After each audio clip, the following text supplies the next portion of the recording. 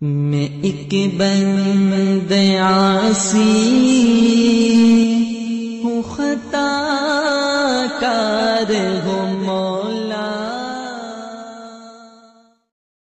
الحمد للہ وکفا وسلام علی عباده الذین اصطفى اما بعد فاعوذ باللہ من الشیطان الرجیم بسم اللہ الرحمن الرحیم قال اللہ سبحانہ وتعالی والفتنة اشد من القتل صدق اللہ العظیم۔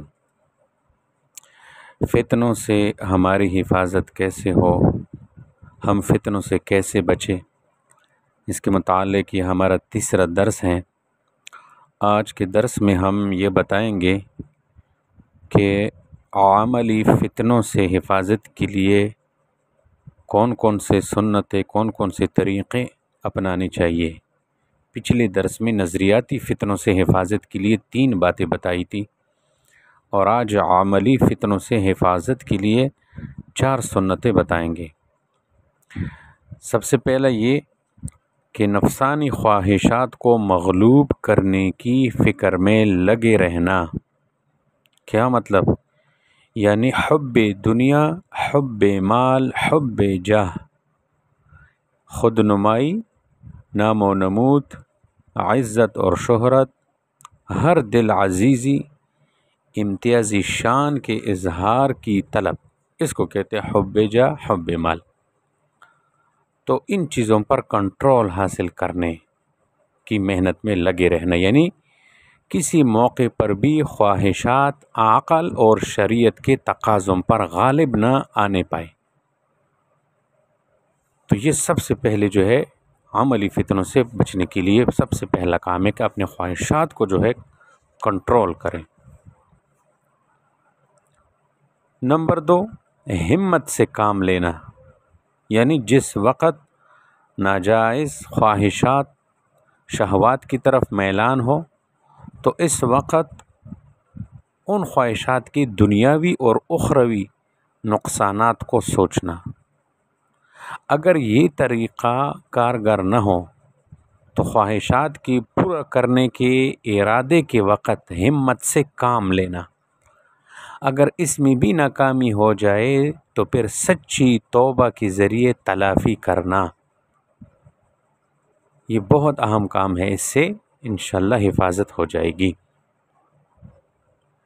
تیسرا کام، مباح خواہشات جو جائز ہے، مباح ہے، اس میں بھی میانہ روی اختیار کرنا،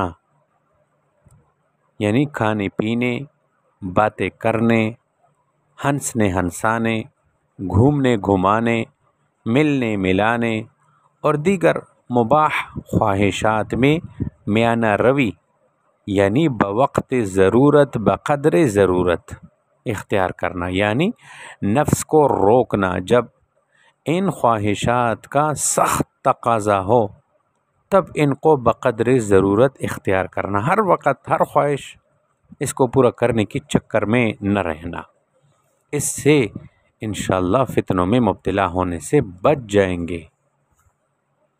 اور چوتھا کام وہ یہ ہے کہ معمولات میں مجاہدہ کرنا، یعنی مجاہدہ، محنت، مجاہدہ کے ذریعے نفس کو مغلوب کرنا۔ وہ اس طرح کے عبادات جتنے ہیں، ذکر، تلاوت، نوافل، خاص طور سے تہجد، نفلی روزے، اتباع سنت میں سے کوئی معمولی جس کو نبھا سکتے ہو اپنے لیے طے کرنا اور پابندی سے اس کو کرنا، اور اس پابندی میں جو مجاہدہ آئے اسے برداشت کرنا۔ تو یہ 4 باتیں جو ہے بتائی گئی عملی فتنوں سے بچنے کے لیے، جن میں سب سے پہلے نفسانی خواہشات کو مغلوب کرنے کی فکر میں لگے رہنا، اور نمبر 2، ہمت سے کام لینا، یعنی جس وقت ناجائز خواہشات، شہوات کی طرف میلان ہو تو اس وقت دنیاوی اور اخروی نقصانات کو سوچنا، اور نمبر 3، مباح خواہشات میں میانہ روی اختیار کرنا، اور چوتھی بات کیا بتائی؟ معمولات میں مجاہدہ کرنا، یعنی مجاہدے کے ذریعے نفس کو مغلوب کرنا۔ ان 4 باتوں کے اختیار کرنے سے انشاءاللہ ہماری حفاظت یہ عملی فتنوں سے ہوگی۔ اللہ تبارک و تعالی ہم سب کو فتنوں سے بچائے، اور اللہ تبارک و تعالی اس پر فتن دور میں ہم سب کی حفاظت فرمائے۔ یہ فتنے کا دور ہے، ہر طرف فتنے ہی فتنے ہیں، کبھی کیا، تو ان تمام فتنوں سے حفاظت کے لیے شریعت نے ہمیں سب کچھ بتایا ہے۔ اگر ہم ان پر عمل کریں گے تو اللہ ہماری حفاظت فرمائیں گے۔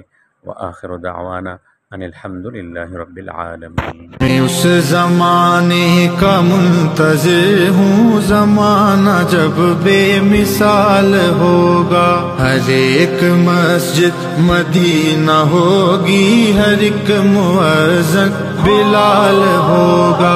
میں اس زمانے کا منتظر ہوں، زمانہ جب بے مثال ہوگا، ہر ایک